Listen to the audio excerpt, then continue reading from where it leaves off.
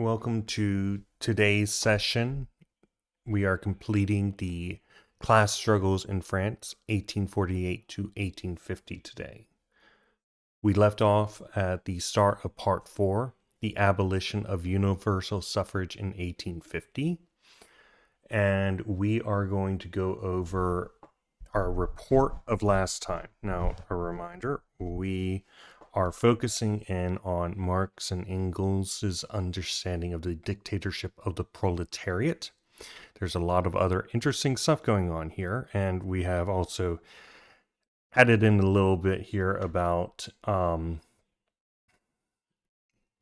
the bourgeoisie fool the working class time and time again.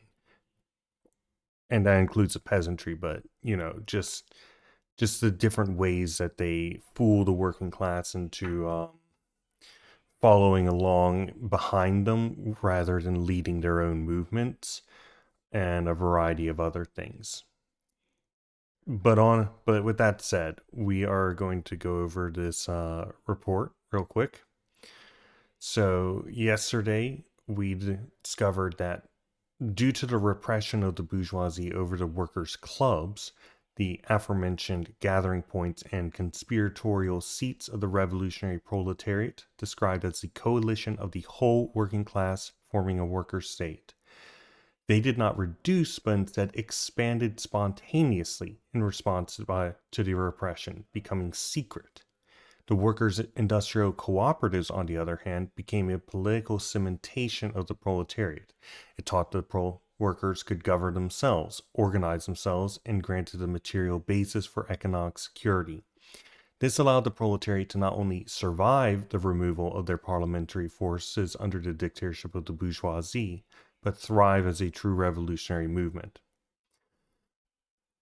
Secondly, Marx specifically states that, quote, only the fall of capital can raise the peasant.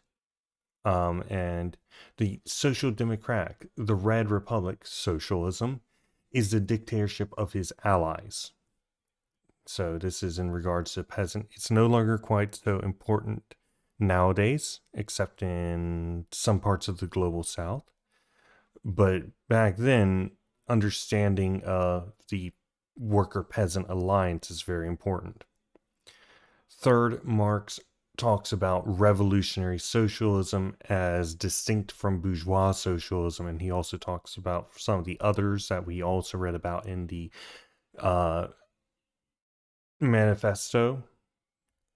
And he specifically says that the proletariat rally around revolutionary socialism and declare, 1, the permanence of the revolution, 2, the class dictatorship of the proletariat as the necessary transit point to the abolition of class distinctions generally, 3, the abolition of all the relations of production on which class distinctions rest, 4, the abolition of all the social relations that correspond to these relations of production, and 5, the revolutionizing of all the ideas that result from these social relations. And that is the pieces that we discovered out of this for the dictatorship of the proletariat. I also want to call to attention the various tactics in use historically that are constantly in use today, unabated and unashamed of being used, simply repackaged sometimes a little bit differently by the bourgeoisie. So, one, arguing the inability of socialism on grounds of the imminent counter-revolution, threatening the proletariat with brutality should they seek emancipation. 2, the making of the state as a rational form, an idealistic conception which is, quote, never obtained but must be striven for and mentally adhered to as the goal, end quote. In other words, capitalist realism. The regular calls for order and the safeguarding the material and spiritual production of bourgeois society from the inroads of the proletarian vandals. An attack on any part of the bourgeois state, the army, the police, officials, judges, ministers, priests, taxation, is an attack by anarchists on order. Property, the family, order, and religion is enshrined as God. The attacks on educators, local governance, etc. by the bourgeois state, seeking to make them incapable of policy or education outside supporting the bourgeois regime, The threat of universal suffrage makes the bourgeoisie have to have strict control over state ideological apparatuses beyond previous modes of production's social organizations. Because, God forbid, you have a teacher going around teaching that people should give up their possessions and, not bow to their lords and masters. Jesus. As an example. Right? So Jesus did say slaves should obey their masters. But you understand what I'm saying. And then we have more examples of the claim that any threat to factions of the big bourgeoisie are synonymous with socialism. So the examples given are abolition of the protective tariff, regulation of the state budget, free trade, rejection of the church, freedom of the press or association, or universal public education, all are claimed to be socialism, even when mutually exclusive. The internal characteristics of capitalism lead it to demand intervention by the bourgeois state. Thus arises bourgeois socialism or bourgeois ideologues seeking to fix the mess of their own system. But the bourgeoisie identify these bourgeois socialists as socialists because, they're trying to fix something that they are benefiting from. So then we've got attempts by the bourgeois state to force a revolt through untenable maltreatment so that they can call for a proclamation of a state of martial law, of claiming to be victims of violence, rather than, the aggressors, and a long and protracted expropriation humiliation of the masses finally responded to. In this case, they did not seem to have the agent provocateurs that they needed to do this because, the people were disciplined enough not to fall for it. But this is a common tactic to support imperialist interventionism, which is also brought up for later down, and a general outlawing of association, including in Western states. This happens nowadays as well. And then we've got, in the face of the will of the people, of the proletariat, the bourgeoisie openly consolidate their dictatorship against the people and call in support from foreign bourgeois states inviting invasion. This is historically the case. See any example in Operation Condor and the like, and any comprador bourgeois. They will sooner have their entire nation be consumed by a foreign one than give up capital. It's their class interests. So, with that said, we have gone through our listing and report of the previous section. So, let us get started on the next one, unless anybody has any questions or anything they want to say.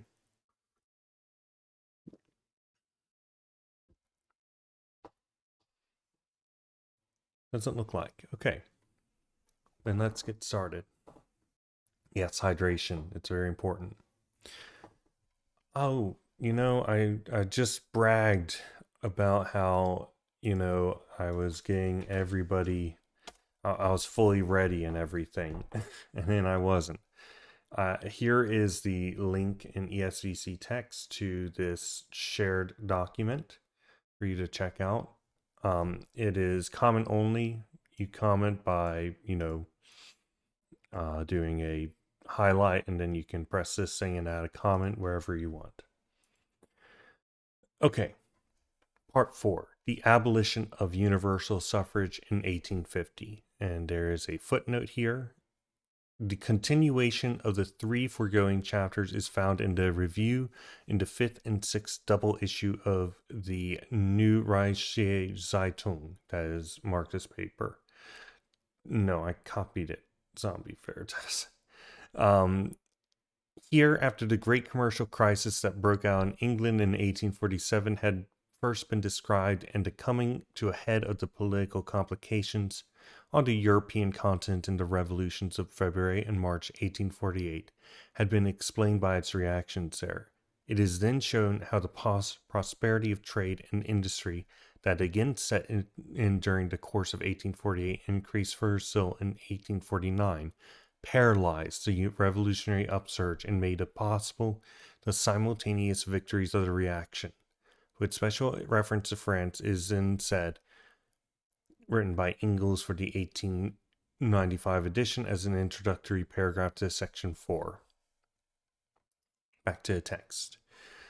The same symptoms have shown themselves in France since 1849, and particularly since the beginning of 1850. The Parisian industries are abundantly employed, and the cotton factories of Rouen and Mulhouse are doing pretty well, although here, as in England, the high prices of the raw material have been exercised a retarding influence, that's to say slowing. The development of prosperity in France was, in addition, especially promoted by the comprehensive tariff reform in Spain and the reduction of the duties on various luxury articles in Mexico. The export of French commodities to both markets has considerably increased. The growth of capital in France led to a series of speculations, for which the exploitation of the California gold mines on a large scale served as a pretext. Footnote here, the reference is to the discovery of gold in California in 1848, aka what any American would have learned in school as gold rush.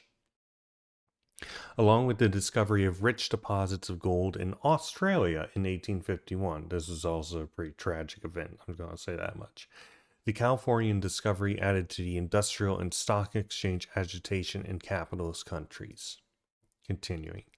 A swarm of companies have sprung up. The low denomination of their shares and their socialist color prospectus appeal directly to the pursuits of the pay bourgeois and the workers, but all and sundry result in that sheer swindling which is the characteristic of the French and Chinese alone. One of these companies is even patronized directly by the government. The import duties in France during the first 9 months of 1848 amounted to 63 million francs, of 1849 to 95 million francs, and of 1850 to 93 million francs. Moreover, in the month of September 1850, they again rose by more than 1 million compared with the same month of 1849. Exports also rose in 1849 and still more in 1850. The most striking proof of restored prosperity is the bank's reintroduction of specie payment by law of August 6, 1850. On March 15, 1848, the bank had been authorized to suspend specie payment. Its note circulation, including that of the provincial banks, amounted at the time to 373 million francs, or 14,920,000 pounds. I don't know why he threw that in. On November 2nd, 1849, the circulation amounted to 482 million francs, or 19,280,000, an increase of... I'm not reading all these numbers. This is not accompanied by any depreciation of the notes. On the contrary, the increased circulation of the notes was accompanied by the steadily increasing accumulation of gold and silver in the vaults of the banks, so that in the summer of 1850, its metallic reserve amounted to about 141,000 million pounds, an unprecedented sum in France. That the bank was thus placed in a position to increase its circulation and therewith its active capital by 123 million francs is striking proof of the correctness of our assertion in an earlier issue that the finance aristocracy has not only not been overthrown by the revolution, but has even been strengthened. This result becomes still more evident from the following survey of French bank legislation during the last few years. On June 10, 1847, the bank was authorized to issue notes of 200 francs. Hitherto, the smallest denomination had been 500 francs. A decree of March 15, 1848, declared the notes of the Bank of France legal tender and relieved it of the obligation of redeeming them in specie. Its note issue was limited to 350 million francs. It was simultaneously authorized to issue notes of 100 francs. So, in other words, they're able to lend to more people, and in smaller and smaller amounts. Yeah, but their total amount that they can lend out is rising, right? In addition, they are having less oversight and controls over what they can actually put out there. kind of similar to in America. It was simultaneously, a decree of April 27 prescribed the merging of the departmental banks in the Bank of France. Another decree of May 2nd, 1848 increased the layers note issue to 442 million francs. A decree of December 22nd, 1849 raised the maximum of the note issue to 525 million francs. Finally, the law of August 6, 1850, reestablished the exchangeability of notes for specie. These facts, the continual increase in circulation, the concentration of the whole French credit in the hands of the bank, and the accumulation of all French gold and silver in the bank's vaults, led Mr. Proudhon to the conclusion that the bank must now shed its old snakeskin and metamorphose itself into Proudhonist People's Bank. And there is a footnote here that says, Proudhon expressed this point of view in his polemics against bourgeois economist Frederick Bastiat, published in La Voix du People from November 1849 to February 1850, and reproduced in a separate edition which appeared in Paris in 1850 under the title Gratuite du Crédit. Back to the text. He did not even need to know the history of the English bank restriction from 1797 to 1819. Footnote again. In 1797, the British government issued a special Bank Restriction Act, making banknotes legal tender and suspending the payment of gold for them. Convertibility was reintroduced only in 1821 in conformity with the law passed in 1819. Back to the text. He only needed to direct his glance across the channel to see that this fact, for him unprecedented in the history of bourgeois society, was nothing more than a very normal bourgeois event, which only now occurred in France for the first time. One sees that the allegedly revolutionary theoreticians who, after the provisional government, talked big in Paris were just as ignorant of the nature and the results of the measures taken as the gentlemen of the provisional government themselves. In spite of the industrial and commercial prosperity that France momentarily enjoys, the mass of people, the 25 million peasants, suffer from a Great Depression. The good harvests of the past few years have forced the prices of corn much lower than even in England, and the position of the peasants under such circumstances, in debt, sunk dry by usury and crushed by taxes, must be anything but splendid. The history of the past 3 years has, however, provided sufficient proof that this class of the population is absolutely incapable of any revolutionary initiative. The peasantry. Just as the period of crisis began later on the continent than in England, so did the prosperity. The process originated in England, which is the demiurge of the bourgeois cosmos. On the continent, the various phases of the cycle repeatedly experienced by bourgeois society assume a secondary and tertiary form. First, the continent exports to England disproportionately more than to any other country. This export to England, however, depends on the latter's position, especially in regard to the overseas market. England exports disproportionately more to overseas countries than to the whole continent, so that the quantity of continental exports to these countries is always dependent on England's foreign trade. Hence, when crisis on the continent produces revolutions there first, the bases for them are always laid in England. Violent outbreaks naturally erupt sooner at the extremities of the bourgeois body than in its heart, because in the latter the possibilities of accommodation are greater than in the former. On the other hand, the degree to which the continental revolutions affect England is at the same time the thermometer that indicates to what extent these revolutions really put into question bourgeois life conditions, to what extent they touch only their political formulations. I'm just going to copy this entire paragraph. This is potentially pertinent for modern period and imperialist capitalism.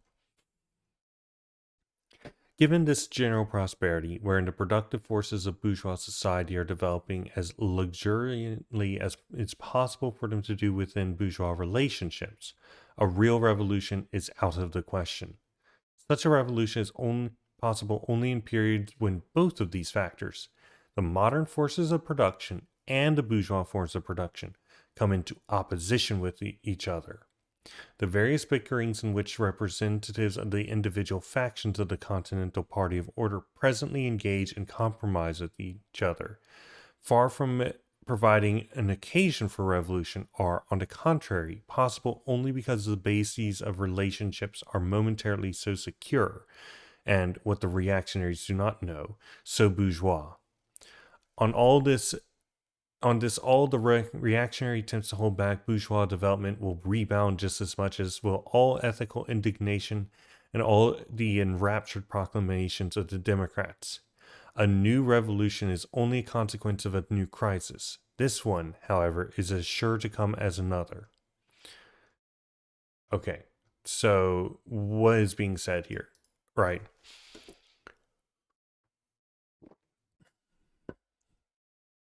I want you to think about the internet.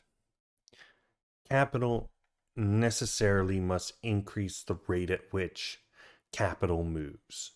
And that includes information and all these other things.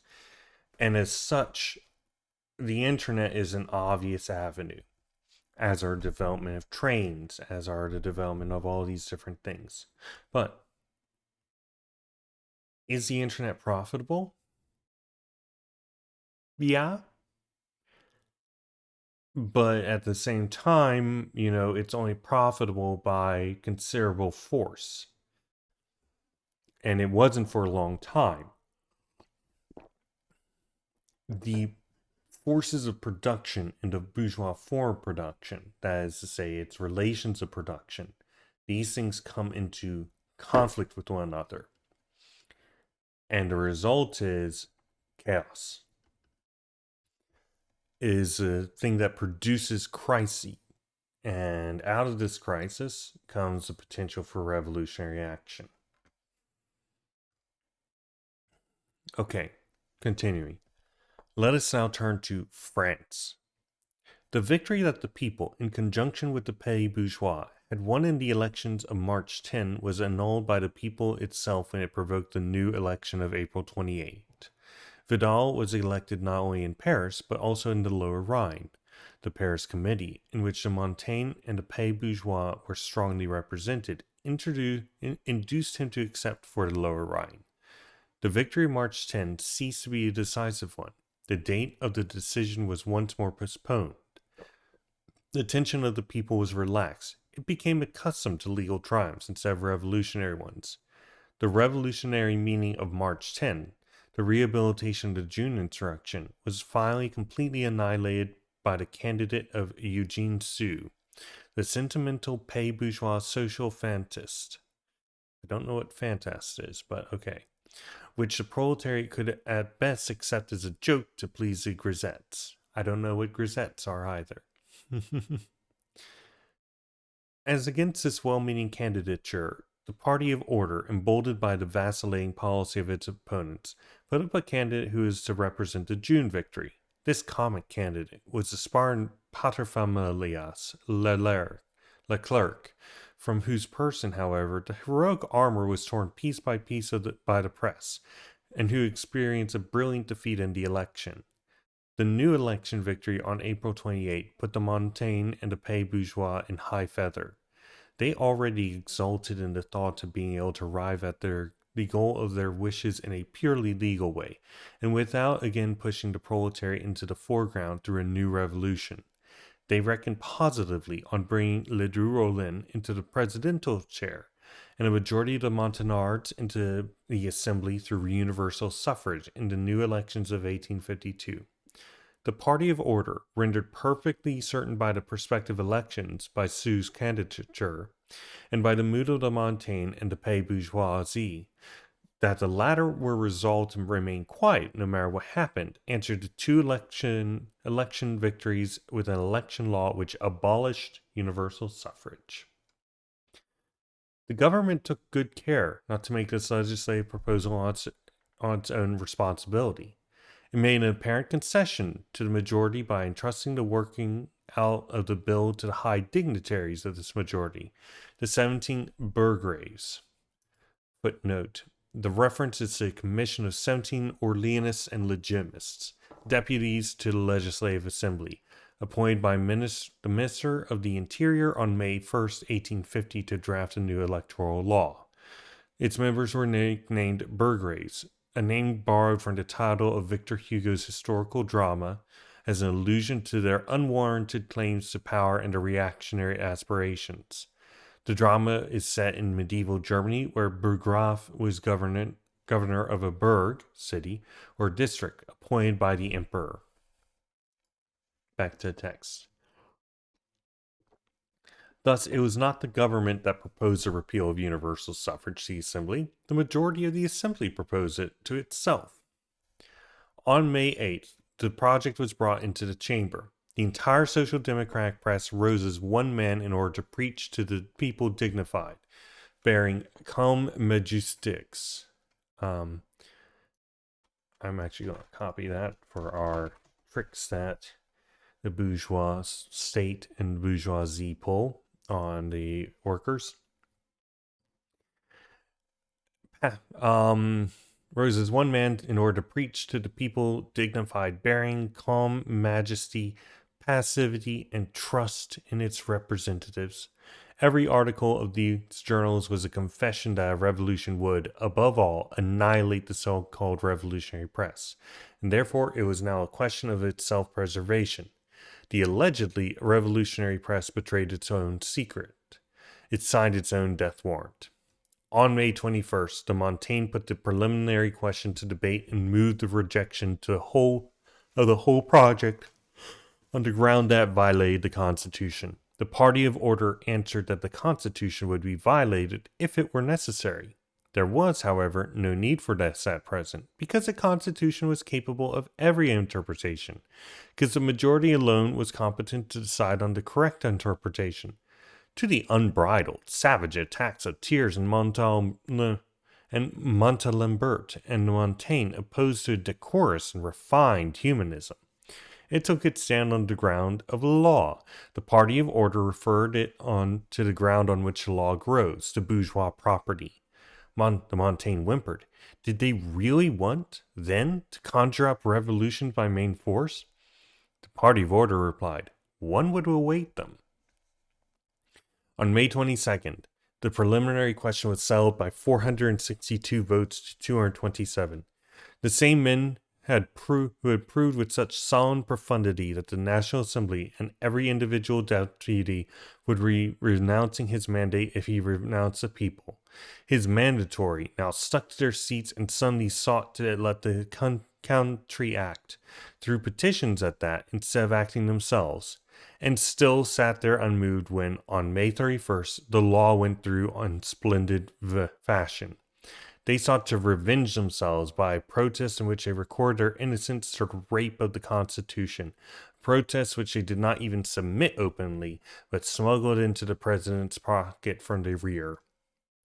An army of 150,000 men in Paris, the long deferment of the decision, the appeasing attitude of the press, the pusillanimity of the Montaigne and of the newly elected representatives, the majestic calm of the petty bourgeois, and but above all, the commercial and industrial prosperity, prevented any attempt of revolution on the part of the proletariat. Universal suffrage had fulfilled its mission. The majority of the people had passed through the school of development, which is that all that universal suffrage can serve for in a revolutionary period had to be set aside by a revolution or by the reaction. The Montaigne developed a still greater display of energy on an occasion that arose soon afterward. From the Tribune War, Minister Hautpoul had termed the February Revolution a baneful catastrophe. The orators of the Montaigne, who, as always, distinguished themselves by their morally indignant bluster, were not allowed by the President, Dupin, to speak. Girardin proposed to Montaigne that it should walk out at once in mass. Result, the Montaigne remained seated, but Girardin was cast out from its midst as unworthy. The election law still needed one thing to complete it, a new press law. This was not long in coming. A proposal of the government made many times more drastic by the amendments of the party of order. increase caution money, put an extra stamp on feuilleton fiction, answer from the election of Eugene Sue, tax all publications appearing weekly or monthly up to a certain number of sheets, and finally provide that every article of a journal must bear the signature of the author. The provisions concerning the caution money killed the so-called revolutionary press.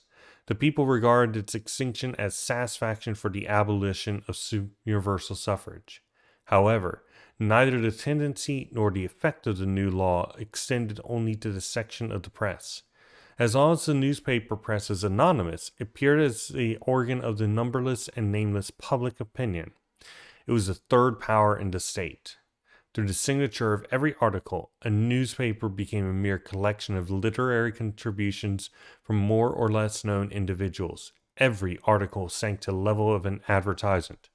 Hitherto, the newspapers had circulated as the paper money of public opinion.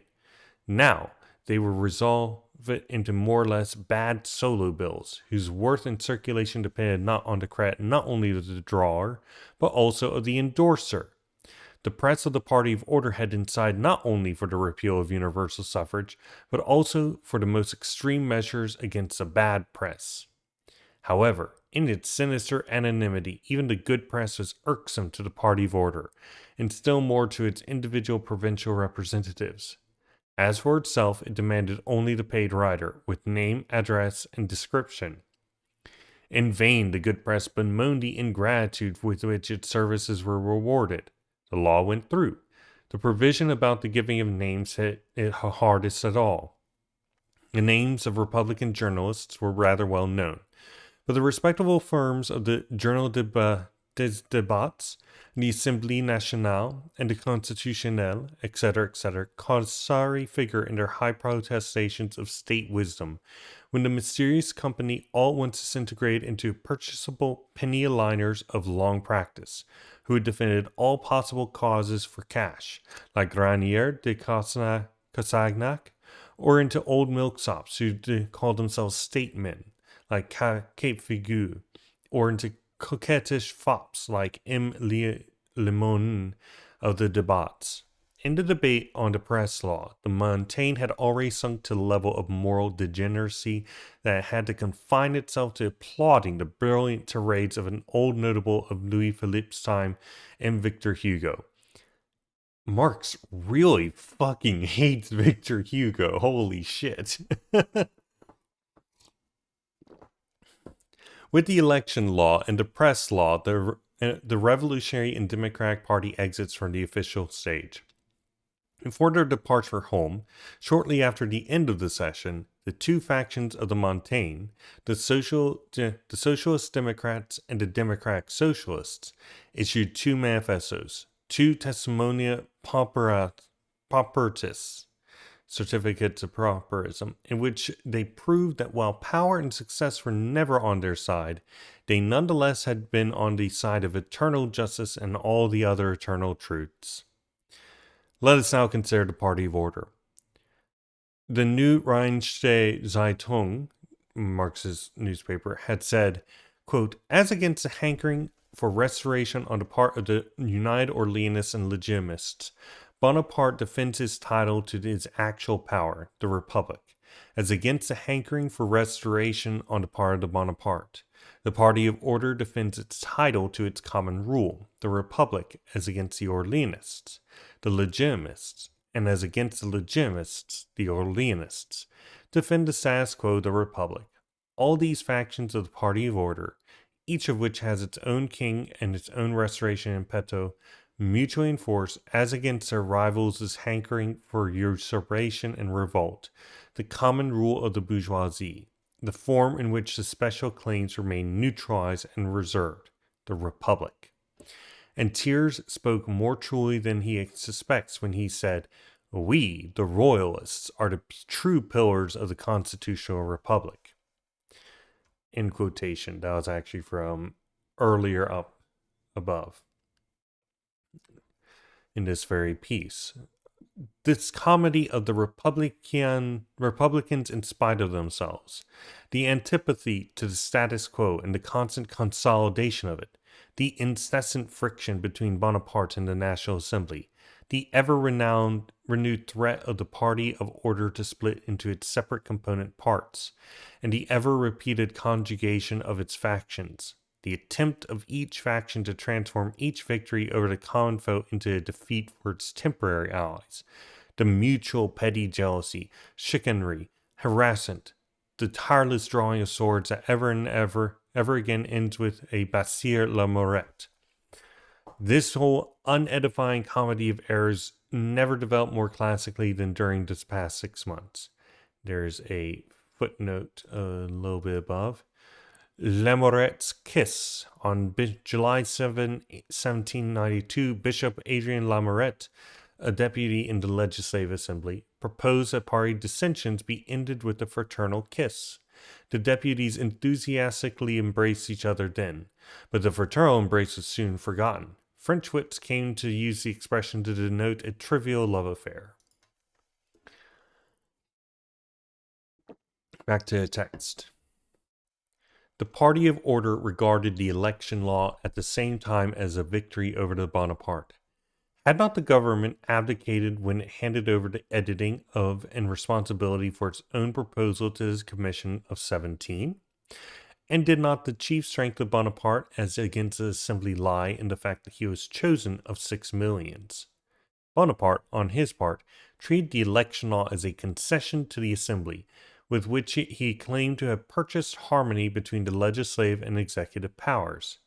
As a reward, the vulgar adventurer demanded an increase of 3 millions in his civil list. Dared the National Assembly enter into a conflict with the executive at a moment when it had excommunicated the great majority of Frenchmen?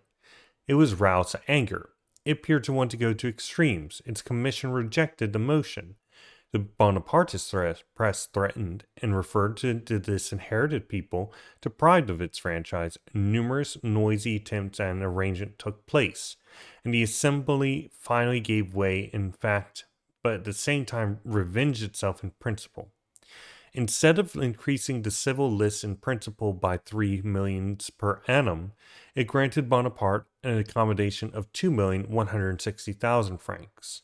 Not satisfied with this, it made even this concession only after it had been supported by Changarnier, the general of the party of order and the protector thrust upon Bonaparte.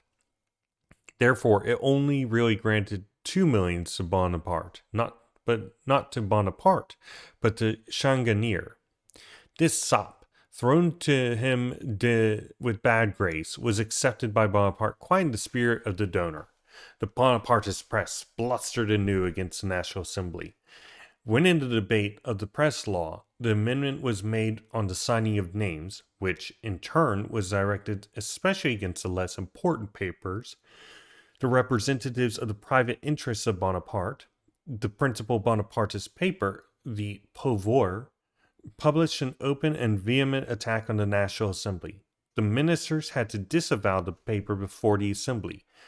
The manager of the Pouvoir was summoned before the bar of the National Assembly and sentenced to pay highest fine, 5,000 francs. Next day, the Pouvoir published a still more insolent article against the Assembly. As a revenge of the government, the public prosecutor promptly prosecuted a number of legitimist journals for violating the Constitution. Finally, there came the question of proroguing the Assembly. Bonaparte desired this in order to be able to operate unhindered by the Assembly.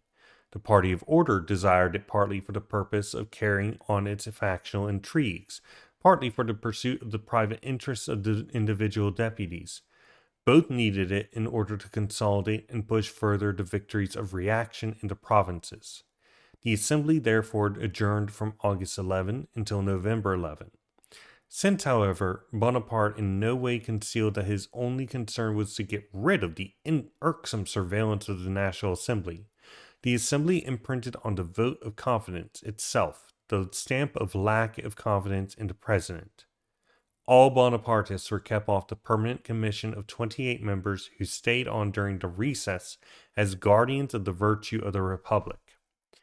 And there's a footnote here. The references to a new ministry to be appointed if the Bourbon dynasty was restored in the person of the legitimist pretender to the throne, Count Chambord. It was to consist of de levis, de sempris, barrier, de praestoret, and de scars. Back to the text. In their stead, even so the Republicans of the Sicily and the National were elected to it, in order to prove to the President the attachment to the majority to the constitutional republic.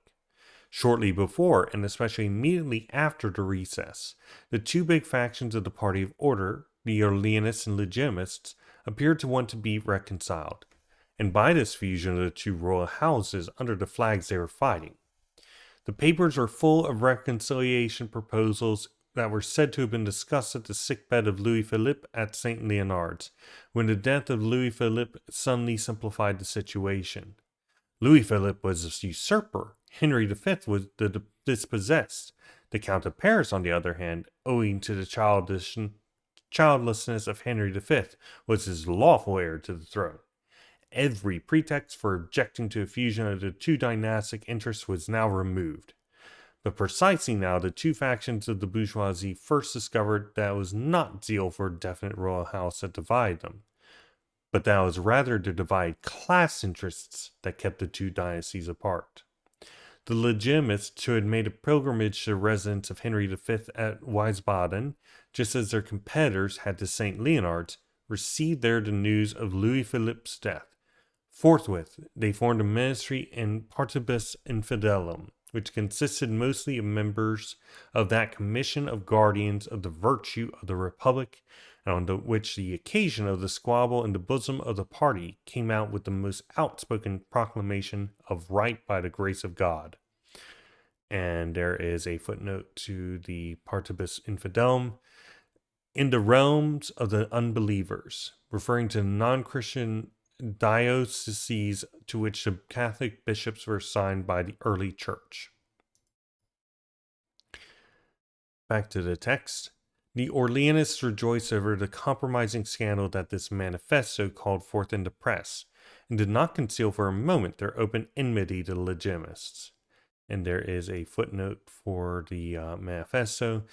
The reference is to the so-called Wiesbaden Manifesto, a circular drawn up in Wiesbaden on August 30th, 1850 by de Barthélemy, Secretary Legitimist faction in the Legitimist Legislative Assembly, on the instruction of Count Chambord.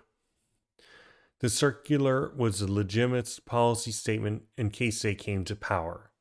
Count Chambord declared that he officially and categorically rejected any appeal to the people, because it will signify a negation to the great national principle of hereditary monarchy.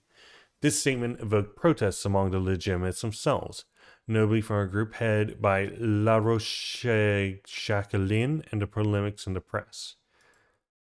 Back to the text, and I'm actually going to do a quick copy-paste here, because this right here, this is more about how you say it, feudal infighting, but you can understand this in terms of modern day press, right? And how quickly the press swings into action. Like, if you have ever taken a look at any content in regards to Noam Chomsky's manufacturing consent, the speed at which the press can move to support the ruling class's interests is very, very impressive. Very, very, very, very impressive. Continuing. During the adjournment of the National Assembly, the councils of the departments met. The majority of them declared for a more or less qualified revision of the Constitution. That is, they declared for not definitely specified monarchist restoration, for a, quote, solution, and confessed at the same time that they were too incompetent and too cowardly to find the solution. The Bonapartist faction at once construed this desire for revision in the sense of a prolongation of the Bonaparte's presidency. The constitutional solution, the retirement of Bonaparte in May 1852, the simultaneous election of a new president by all the electors of the land, The revision of the Constitution by a chamber of revision during the first months of the new presidency is utterly inadmissible for the ruling class. There's a footnote here, an allusion to the expiration of Louis Bonaparte's presidential powers. In the text, the date is not exact. According to the Constitution of the French Republic, presidential elections were to be held every 4 years on the second Sunday in May, on which day the powers of the incumbent president expired.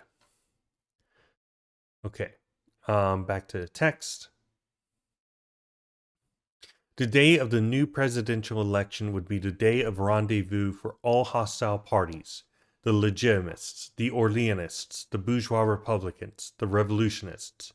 It would have to come to a violent decision between the different factions.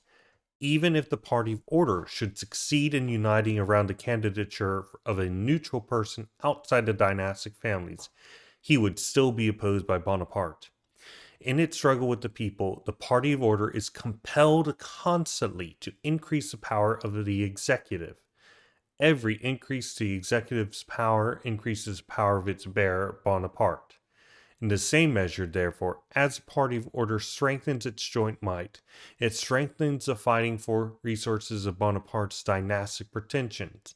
It strengthens his chance of frustrating a constitutional solution by force on the day of decision.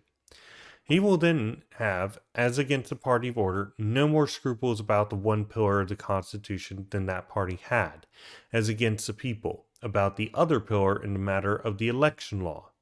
He would, seemingly even against the Assembly, appeal to universal suffrage. In a word, the constitutional solution questions the entire political status quo, and behind the jeopardizing of the status quo, the bourgeois sees chaos, anarchy, civil war. He sees his purchases and sales, his promissory notes, his marriages, his agreements duly acknowledged before a notary, his mortgages, his ground rents, house rents, profits, all his contracts and sources of income called into question on the first Sunday in May 1852, and he cannot expose himself to this risk. Behind the jeopardizing of the political status quo lurks the danger of the collapse of the entire bourgeois society. The only possible solution in the framework of the bourgeoisie is the postponement of the solution.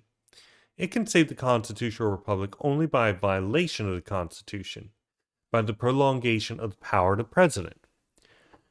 This is also the last word of the press of order. After the protracted and profound debates on the solutions in which it indulged after the session of the General Councils, the high and mighty party of order thus finds itself, to its shame, compelled to take seriously the ridiculous, commonplace, and to it odious person of the pseudo Bonaparte.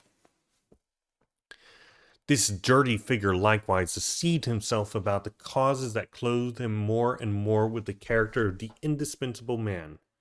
While his party had sufficient insight to ascribe the growing importance of Bonaparte to circumstances, he believed that he owed it solely to the magic power of his name and his continual caricaturing of Napoleon.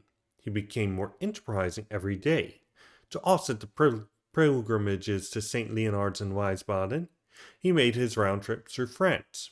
The Bonapartists had so little faith in the magic effect of his personality that they sent with him everywhere to clackers people from the Society of December 10th, that organization of the Paris lumpen proletariat, packed en masse into railway trains and post chaises. Footnote.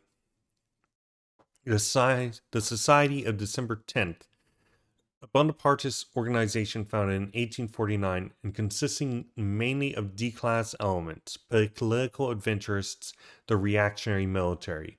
Many of its members helped to elect Louis Bonaparte as President of the Republic on December 10, 1848, hence its name. This organization played an active part in the Bonapartist coup d'etat on December 2, 1851. Marx describes the society in The 18th Brumaire of Louis Bonaparte, which we will not be reading, even if it is quite literally written 2 years after this on this very on the very topics that are talked about here. It's his book rather than the articles.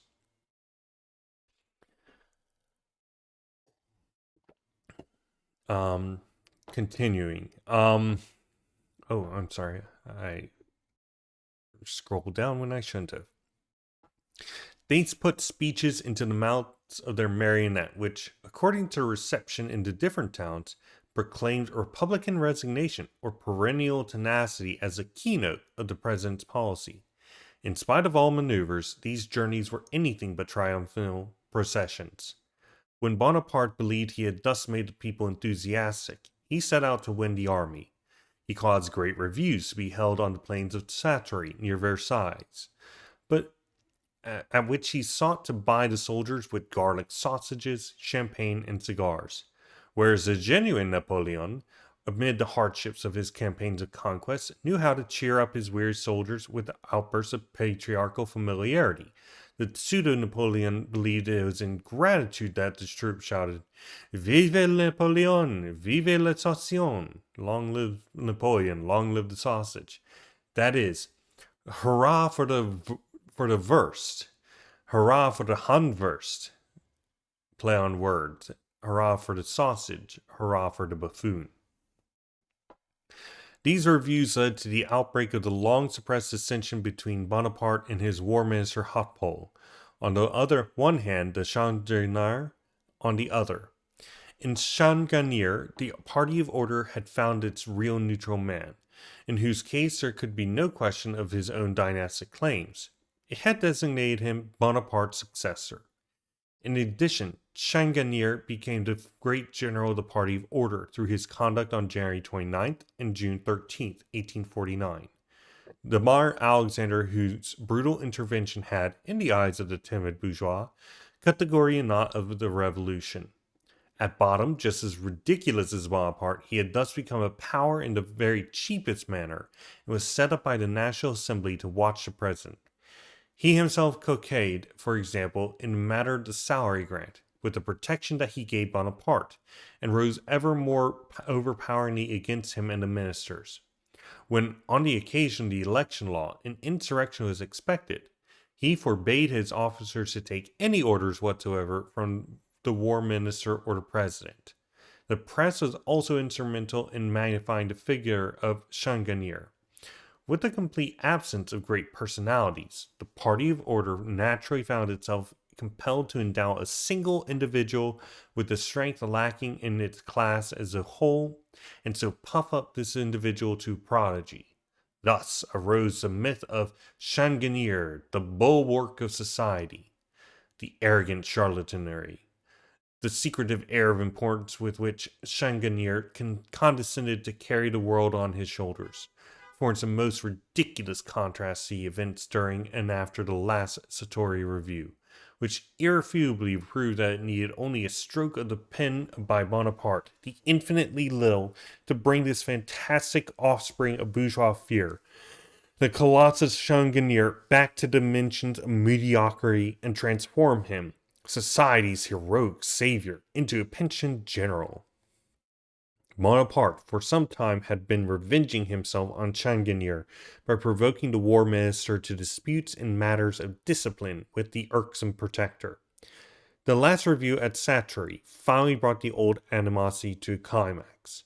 The constitutional indignation of Changanier knew no bounds when he saw the cavalry regiments file past with the unconscionable cry, "Vive l'Empereur! Long live the Emperor!" In order to foresaw any unpleasant debate on this cry in the coming session of the chamber, Bonaparte removed War Minister Hautpoul by appointing him governor of Algiers. In his place, he put an old reliable general of the time of the Empire, one who was fully a match for Changanier in brutality. But so that the dismissal of Hautpoul might not appear to be a concession to Changanier, he simultaneously transferred General Weydemeyer, the right hand of the great savior society, from Paris to Nantes. It was Weydemeyer who at the last review had induced the whole of the infantry to file past the successor of Napoleon in icy silence. Changanier, himself attacked in the person of Weydemeyer, protested and threatened, to no purpose. After 2 days of negotiations, the decree transferring Weydemeyer appeared in the Moniteur. There was nothing left for the hero but for the hero of order to submit to discipline or resign. Bonaparte's struggle with Changanier is a continuation of his struggle with the Party of Order. The reopening of the National Assembly on November 11th will therefore take place under threatening auspices. It will be a storm in a teacup. In essence, the old game must go on. Meanwhile, the majority of the Party of Order will, despite the clamor of sticklers for principle in its different factions, be compelled to prolong the power of the president. Similarly, Bonaparte, already humbled by lack of money, will, despite all preliminary protestations, accept this prolongation of power from the hands of the National Assembly as simply delegated to him. Thus, the solution is postponed, the status quo continued, one faction of the Party of Order compromised, weakened, made unworkable by the other. The repression of the common enemy, the mass of the nation, extended and exhausted, until the economic relations themselves have again reached a point of development where a new explosion blows from into the air all these squabbling parties with their constitutional republic. For the peace of mind of the bourgeois, it must be said, however, that the scandal between Bonaparte and the Party of Order has a result of ruining a multitude of small capitals on the bourse and putting their assets into the pockets of the big wolves of the bourse. And that is a rather anticlimactic end of the variety of pieces. So this was a pretty extensive thing. It only took 9 hours. A significant amount of time to get through, and it was only 106 pages.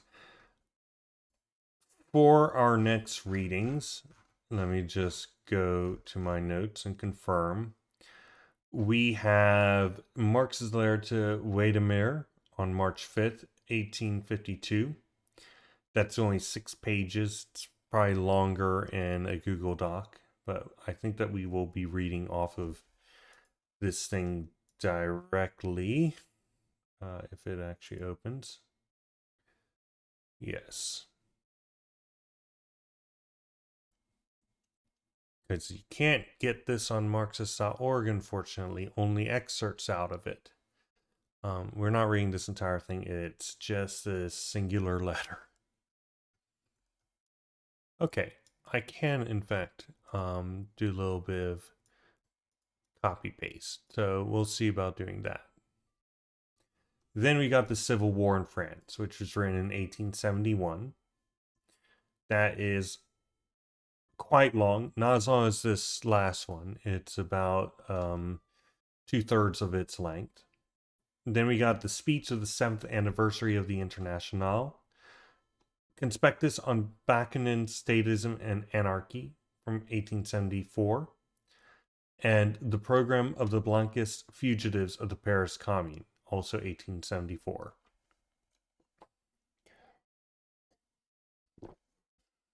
In terms of what we have learned from this piece about the dictatorship of the proletariat, let me go through.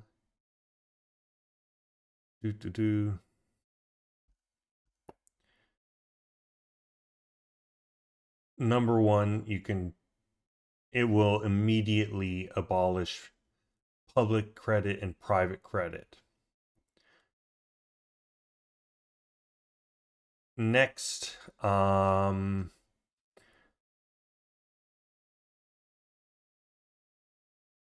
it will also actively attack its class enemies, which is the bourgeoisie. Then it will also be international in character, or internationalist, rather. It starts with gathering points, conspiratorial seats of the revolutionary proletariat. is an organic order which adheres to legal formalism only until that formalism threatens the ruling class's order, at which point it is immediately abandoned, and only associations that harmonize with that ruling class, the proletariat in this case, are accepted.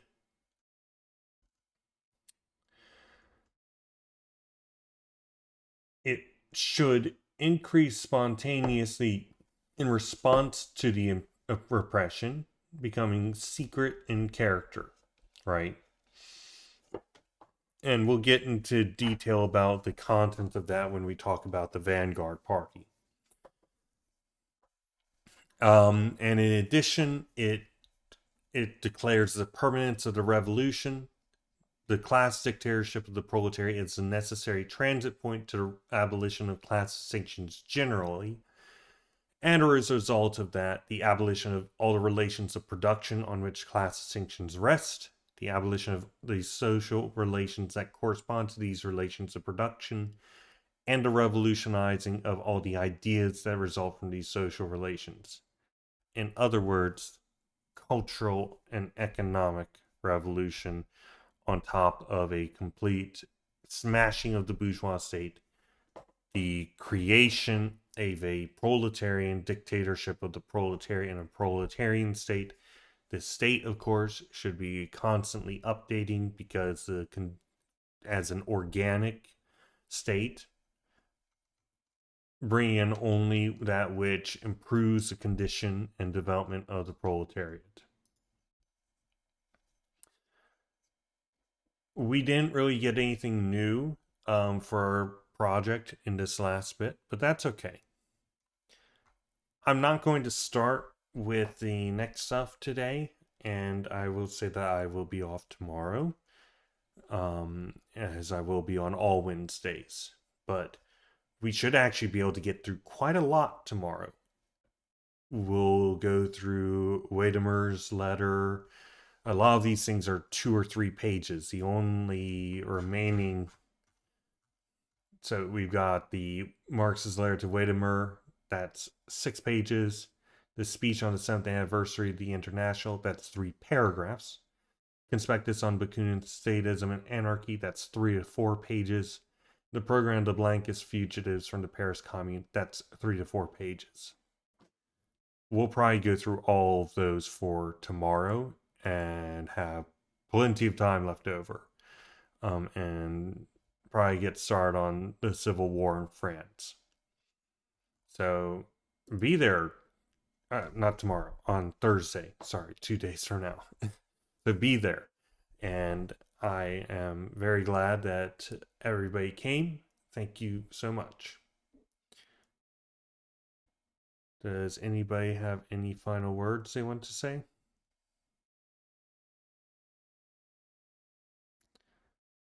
Okay, see you on Thursday. Oh my gosh. Thursday's Thanksgiving. No, I won't be doing it on Thursday either. Oh my gosh. My timing is borked. Yes, Friday it is. Or weekend. We'll see. I'll let you know on Thursday. I might just be passed out. I have the day off at least. Alright, later all. Ending recorder.